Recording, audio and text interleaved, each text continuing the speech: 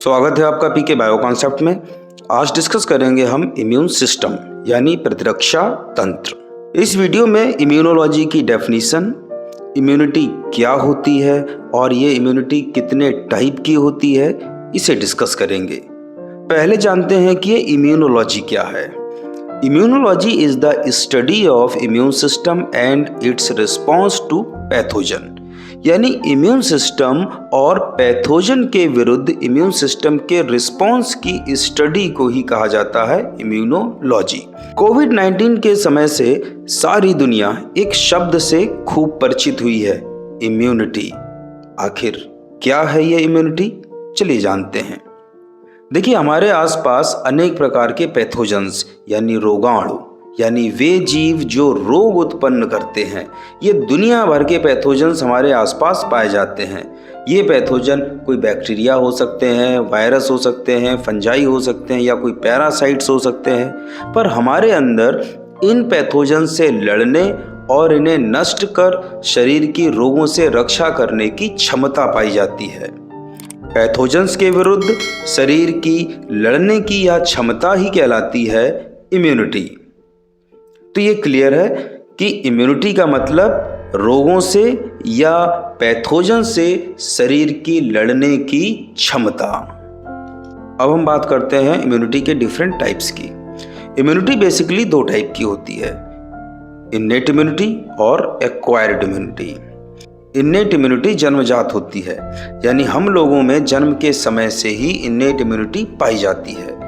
Innate immunity non specific होती है क्योंकि यह सभी प्रकार के पैथोजन्स के प्रति सेम रिस्पॉन्स प्रकट करती है। जैसे हमारी स्किन सभी प्रकार के पैथोजन्स, चाहे वो कोई वायरस हो, कोई बैक्टीरिया हो, कोई फंगस हो या कुछ भी फॉरेन मटेरियल हो, उसे बॉडी में एंटर करने से रोकती है। ऐसा नहीं होता है कि स्किन कुछ विशेष पैथोजन्स को बॉडी में एंटर करने दे और कुछ को रोक दे। तो ध्यान रखना है कि जो इन्नेट इम्यूनिटी होती है ये नॉन स्पेसिफिक होती है। हम ये भी कह सकते हैं कि innate immunity non specific defence होती है। और ये नॉन स्पेसिफिक डिफेंस दो टाइप की होती है, external defence and internal defence. External defence first line of defence बनाती है, जिसमें फिजिकल और केमिकल बैरियर्स होते हैं। यहाँ पर हम लोग फर्स्ट, सेकेंड और थर्ड ये तीन लाइन ऑफ डिफेंस पढ़ेंगे। जैसे किसी की भी जो सुरक्षा होती है, कोई बड़ा नेता आता है तो उसकी सुरक्षा की कुछ पंक्तियाँ होती हैं, वैसे ही हमारे यहाँ पर बॉडी की सुरक्षा, पैथोजन से सुरक्षा के लिए तीन लाइन ऑफ डिफेंस होती हैं, first line of defence, second line of defence and third line of defence. अगर पैथोजन बॉडी में एंटर करने की कोशिश करता है तो सबसे पहले उसका सामना होता है फर्स्ट लाइन ऑफ डिफेंस से। अगर वो उसे पार करने में सफल हो गया पैथोजन, तो उसका मुकाबला होगा अब सेकेंड लाइन ऑफ डिफेंस से। और अगर सेकेंड लाइन डिफेंस को भी अगर वो पार कर गया तो उसका सामना होगा थर्ड लाइन ऑफ डिफेंस से। और अगर थर्ड लाइन ऑफ डिफेंस भी उस पैथोजन को कंट्रोल नहीं कर पाई, फिर तो भैया डॉक्टर के पास जाना ही पड़ेगा।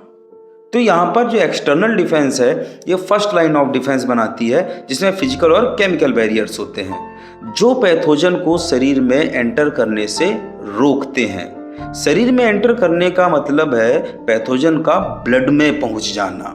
स्किन, म्यूकस मेम्ब्रेन, ये दोनों फिजिकल बैरियर्स बनाती हैं। म्यूकस मेम्ब्रेन तो आप समझती हैं, जैसे नाक के अंदर भी म्यूकस मेम्ब्रेन होती है, ओरल कैविटी में भी होती है, यहाँ तक कि पूरी एलिमेंट्री कैनाल में म्यूकस मेम्ब्रेन होती है। ये म्यूकस मेम्ब्रेन जो होती है ये पैथोजन्स को इंटेंगल कर लेती है, उन्हें फंसा लेती है और बॉडी में एंटर करने से रोक देती है।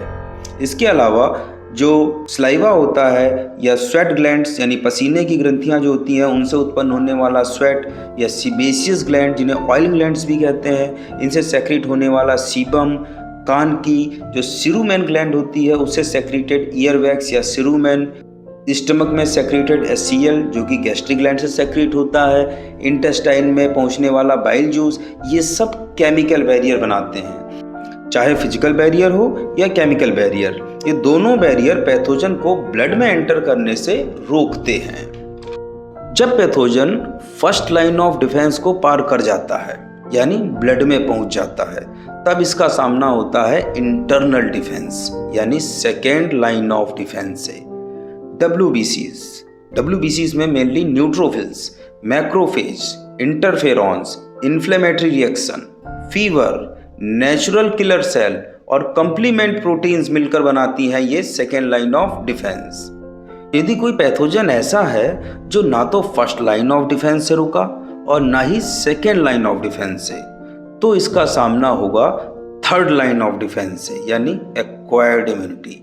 एक्वायर्ड इम्यूनिटी बनाती है थर्ड लाइन ऑफ डिफेंस। जो एक्वायर्ड इम्यूनिटी होती है ये स्पेसिफिक इम्यूनिटी होती है। पहले ही जान चुके थे कि एक्वायर्ड इम्यूनिटी जो होती है वो एक स्पेसिफिक पैथोजन के अगेंस्ट स्पेसिफिक रिस्पॉन्स प्रकट करती है। जो ये स्पेसिफिक इम्यूनिटी होती है ये दो टाइप की होती है, बी सेल इम्यूनिटी और टी सेल इम्यूनिटी। जो ये बी सेल इम्यूनिटी है इसको एंटीबॉडी मीडिएटेड इम्यूनिटी या ह्यूमोरल इम्यूनिटी भी कहते हैं। इसमें स्पेसिफिक पैथोजन के विरुद्ध बी सेल्स स्पेसिफिक एंटीबॉडीज बनाती हैं जो संबंधित पैथोजन से जुड़कर उसे नष्ट कर देती हैं। इसे ह्यूमोरल इम्यूनिटी इसलिए कहते हैं क्योंकि जो एंटीबॉडीज होती हैं ये बॉडी फ्लूइड यानी ह्यूमर में फ्रीली सर्कुलेट होती रहती हैं। इसी कारण जो बी सेल इम्यूनिटी है इसे ह्यूमोरल इम्यूनिटी भी कहते हैं। और जो बी सेल इम्यूनिटी है ये दो टाइप की होती है, एक्टिव एंड पैसिव।